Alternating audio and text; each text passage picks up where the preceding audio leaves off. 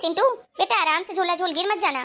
नानी नानी मैं तो झूलूंगा, मुझे धक्का दो ना, प्लीज प्लीज मुझे धक्का दो ना, मुझे तेज तेज झूला झूलना है। अरे नहीं चिंटू, नानी को परेशान मत किया कर, तेरी मामी को बुला ले। पर मामी तो काम कर रही है ना। अरे काम कर रही है तो क्या हुआ, बोल दे कि जरा मुझे धक्का दे दो, उसके बाद काम कर लेना। अरे बेटा मेरे हाथ पैरों में अब इतनी जान नहीं बची है। मामी मामी जल्दी आओ, मुझे झूला झूलना है। मामी मामी। अरे चिंटू क्या हुआ, इतने जोर जोर से क्यों चिल्ला रहे हो घर में?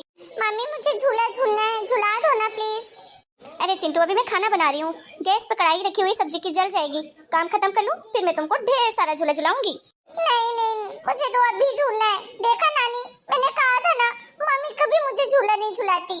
अरे बेटा कह रही हूँ ना। अरे क्या कह रही हूँ कर रही है। अरे बच्चा जिद कर रहा है, थोड़ी देर झुला दे झूला, काम बाद में कर लेना। माँ जी सब्जी जल जाएगी, बस थोड़ी देर का ही काम है, खत्म कर लूँ फिर झुला दूंगी। अरे सीधे सीधे क्यों नहीं कहती कि नहीं झुलाऊंगी, तेरी औलाद तो है नहीं, तेरी ननद का जो लड़का है। अरे तेरा बस चले ना तो उसको पेट भर खाना तक नहीं दे, यही तो फर्क है तुझमें और मुझ में। अरे वो तो वैसे भी मेरे भरोसे छोड़ के रखी है, नहीं तो तेरे भरोसे तो कभी अपना बच्चा छोड़े भी नहीं। माँ जी अब छोटी सी बात को कहाँ से कहाँ लेके जा रही हैं। मैंने अभी तक चिंटू के परवरिश में, चिंटू के रख रखाव में क्या कमी की है, आप ही बताइए मुझे। पहले मैं चिंटू का खाना देती हूँ, उसके बाद मैं खुद खाती हूँ। पहले मैं चिंटू के कपड़े धोती हूँ, उसके बाद मैं खुद के काम करती हूँ, और आप मुझे ऐसा बोल रही हैं। बस बस ज्यादा जताने की जरूरत नहीं है।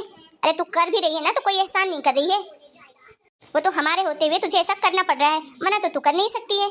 माँ जी बस भी कीजिए, हद पार मत करिए आप। जिस दिन से शादी होकर आई हूँ उस दिन से अपने एक बच्चे की जिम्मेदारी मेरे कंधों पर डाल दी है। अरे मेरी भी अपनी कोई जिंदगी है, मैं भी अपनी जिंदगी जीना चाहती थी, लेकिन आपने मुझे सर पर चिंटू का भार डाल दिया, और ऊपर से इतना सब कुछ मुझे सुना रही है। यही सिला दिया मेरी परवरिश का, और मैं किसी और का क्या बोलूं। आप घर में सारा दिन रहती हैं, सारा दिन मुझे देखती हैं कि मैं क्या करती हूँ क्या नहीं करती हूँ, उसके बावजूद आपका ये रवैया है तो भगवान ही जाने आपकी बेटी क्या ही सोचती होगी मेरे बारे में। कभी आपने अपने हाथ से चिंटू को खाना तक खिलाया है? कभी आपको पता होता है कि वो स्कूल टिफिन में क्या लेकर जाता है, क्या पढ़ाई करता है, कब स्कूल से आता है, कब कोचिंग जाता है? एक माँ की तरह पूरा ख्याल रखती हूँ मैं। और आप मुझे जरा सी बात के लिए इतना कुछ सुना रही हैं। तू ना मुझसे ज्यादा जुबान मत लड़ाया कर। अरे शादी करके बहू बन के आई है इस घर में तो काम तो करने पड़ेंगे, कहीं की महारानी नहीं है जो तुझे सर पे बिठा के रखूं, समझी? हाँ ये अपने जरा तेवर है ना, संभाल के रख, कहीं और काम आएंगे, मेरे सामने तेरी ये तेवर चलेंगे नहीं। अरे शादी को 1 साल नहीं हुआ और रंग तो देखो। आने दे जरा आज मेरे बेटे को, ना तेरी क्लास लगवाई ना तो बताना, आपको जिसको बताना है आप बता दीजिए। बस बहुत हो गया और मैंने बहुत कर लिया, आज के बाद चिंटू मेरी कोई जिम्मेदारी नहीं है, और ना ही मैं चिंटू का कोई काम आज के बाद करूंगी। आपको रखना है तो उसे रखिए, नहीं रखना तो उसकी माँ के पास भेज दीजिए मेरी बला से, मेरा कोई लेना देना नहीं है। तेरी हिम्मत कैसे हुई मुझसे ऐसे बात करने की? हाँ चिंटू का भी ये घर है, मेरी बेटी का भी ये घर है, इकलौता तेरा घर नहीं है जो तू कब्जा करके बैठ गई है, जो तेरी मर्जी से लोग यहाँ रहेंगे। मैंने तो ऐसा नहीं कहा, मैंने सिर्फ ये कहा आपको जिसको रखना है रखिए, नहीं रखना है नहीं रखिए, मेरी जिम्मेदारी नहीं है। मैं आज के बाद चिंटू के कोई काम नहीं करूंगी।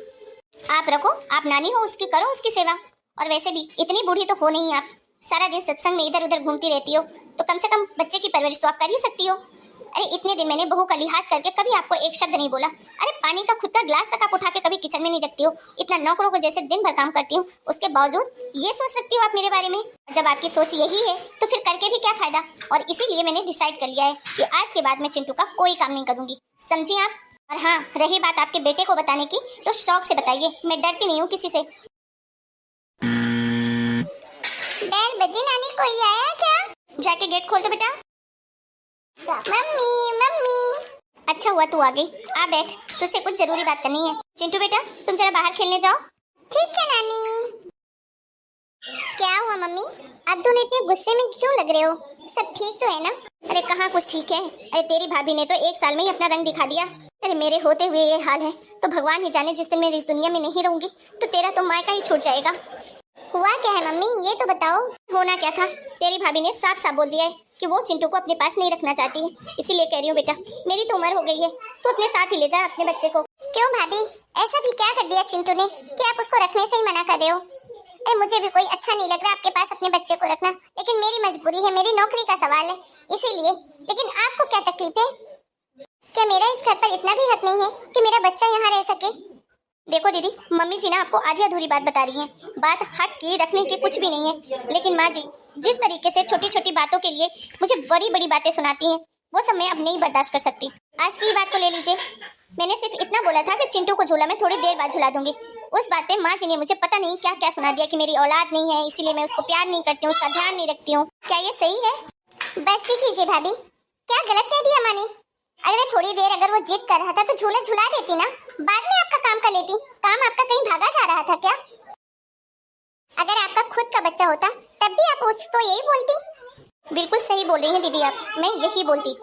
ये आपकी माता श्री है ना, अगर खाना बनने में 10 मिनट का भी लेट हो जाता है तो पूरा घर को सिर पर उठा लेती हैं। मेरे चिंटू के हर एक छोटी जरूरत का ध्यान मैं रखती हूँ और माँ जी को क्या लगता है कि सब कुछ मैं ही करती हूँ। तो मैंने भी बोल दिया कि आज के बाद चिंटू का सारा काम आप खुद करेंगी, मेरा चिंटू से कोई लेना देना नहीं है। क्या गलत कह दिया मैंने? हाँ भाभी वाह, शायद आप अपने मायके से यही संस्कार लेकर आएंगे। खबरदार दीदी, अगर आप मेरे मायके तक गई तो, वरना मैं भूल जाऊंगी कि आप मेरी ननद हैं। संस्कारों की कमी तो आप में है और आपकी माँ ने आपको कम सिखाया है, वरना इतनी छोटी सी बात के लिए आप इतना बतंगड़ ना बनाती। देखो मम्मी, आपके होते हुए ये हाल है तो आपके जाने के बाद क्या होगा? अरे क्या मेरा ये घर नहीं है? मेरा कोई हक नहीं है इस घर पर? अरे इस घर में 24 साल मैं गुजारी हूँ, आपकी कोख से जन्म लिया है और ये भाभी 1 साल भी नहीं हुए मुझे ऐसे बोल रही है। अरे सपना दीदी, भैया रोले बेटा रोले, मैं क्या कर सकती हूँ? अब कुछ भी नहीं कर सकती मैं। अरे हुआ क्या है? तुम लोग ऐसे दहाड़े मार मार के क्यों रो रहे हो? कोई बताएगा मुझे? रो नहीं तो और क्या करूँ भैया, हाथ से तो मेरा मायका ही छूट गया। क्या मतलब है? मुझे साफ साफ बताओ, आखिर बात क्या है? भाभी भाभी बोलती है चिंटू यहाँ नहीं रहेगा, मैं नहीं रखूंगी चिंटू को और ना ही आपका कोई हक बनता यहाँ रहने का। क्या? संजना, ये मैं क्या सुन रहा हूँ? अरे वही तो मुझे समझ में नहीं आ रहा कि दीदी क्या बोल रही हैं। दीदी मैंने ऐसा कब बोला आपको? क्यों झूठ बोल रही हैं आप? देखा भैया, अब तो आपकी बीवी मुझे झूठा भी बोलने लग गई है। मैं झूठ बोल रही हूँ तो माँ से ही पूछ लो भैया, क्या सही है और क्या गलत है। अरे मैं क्या बताऊँ बेटा, मेरे हाथ पैर तो जवाब देने लग गए हैं। शायद यही दिन देखना बाकी था, इससे पहले भगवान अपने पास उठा लेता तो ज्यादा अच्छा होता। अरे तेरी बीबी ने तो कहीं का नहीं छोड़ा और एक नन्हे से बच्चे के लिए भी मना कर दिया। अरे क्या करूं मैं? संजना, क्या बदतमीजी है ये? अरे तुम्हारी शादी को साल भर भी नहीं हो और तुम ऐसे नाते रिश्ते भी खेल रही हो। अरे करण जी मेरा यकीन कीजिए, मैंने ऐसा कुछ भी नहीं बोला है।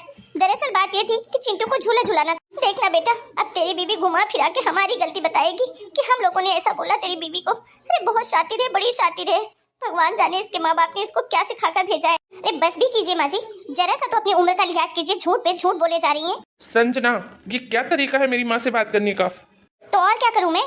तो और करूं क्या मैं? अरे ऐसी ऐसी बातें बना बना के दोनों माँ बेटी बोली हैं जो मैंने कुछ बोला ही नहीं। एक सीधी सी बात को बढ़ा चढ़ाकर इस बात का बतंगड़ बना दिया है। और एक बात मैं आप सबको साफ साफ कह देती हूँ, मेरे माँ बाप और मेरे घर तक जाने की जरूरत नहीं है। मुझे अच्छे तरीके से 1 साल में इतना तो समझ आ ही गया है कि कितने संस्कार इस घर के लोगों में है और कितने नहीं। और आपको मुझ पर भरोसा नहीं है ना, इसीलिए मैंने इस घर में रिकॉर्डर रख रखा था, क्योंकि मुझे पता था एक न एक दिन ये सब कुछ जरूर होगा। क्योंकि मैंने माँ जी और दीदी की बातें सुन ली थी जो मेरे बारे में ही बात कर रही थी कि आप ही ध्यान रखना, भाभी तो दूसरे घर की है, क्या पता वो चिंटू को खाना देगी नहीं देगी। और उसके बाद खुद डिसाइड करना कि मेरी गलती है या आपके माँ और बहन की। और हाँ, सच को जाने बगैर चिल्लाने की या बदतमीजी से बात करने की मुझसे कोई जरूरत नहीं है। मेरे माँ बाप ने मुझे बहुत अच्छे संस्कार दिए हैं, मुझे आप लोगों से तो सीखने की जरूरत बिल्कुल भी नहीं है। ये लीजिए रिकॉर्डिंग और खुद ही सुन लीजिए। क्या? मम्मी, दीदी, आप लोगों से मुझे ऐसी उम्मीद बिल्कुल भी नहीं थी। सब कुछ सच सच जान गया हूँ मैं।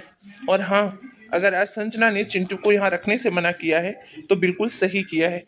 आप लोग अगर उसके साथ ऐसा बर्ताव करेंगे तो कोई भी औरत यही करेगी। मैंने देखा है कि संजना ने चिंटू का कितना ख्याल रखा है, बिल्कुल अपने बच्चे की तरह। अरे सुबह 6 बजकर उठकर उसका नाश्ता बनाती है, टिफिन तैयार करती है, दूध पिलाती है। उसके बाद भी आप दोनों संजना के बारे में ऐसी बातें करते हो कि वो दूसरे घर की लड़की है, पराई है, उसकी कोई मोह ममता नहीं है, उसका ध्यान नहीं रखती है। और आप लोग चाहते हो कि ये सब सच जानने के बाद भी हम चिंटू को यहाँ रखें? बिल्कुल भी नहीं। दीदी, मैं साफ साफ कह देता हूँ, हम लोग चिंटू की परवरिश नहीं कर पाएंगे। आप देख लीजिए आपके बच्चे को। मुझे माफ कर दो संजना, मैंने तुम पर शक किया। चलो कमरे में। तो हाय फ्रेंड्स, अगर आपको आज की हमारी कहानी अच्छी लगी तो लाइक कर दीजिएगा और अगर आप हमारे चैनल पे नए हैं तो सब्सक्राइब भी कर दीजिएगा। फिर मिलते हैं एक नए और बहुत ही अच्छे वीडियो में, तब तक के लिए राम राम।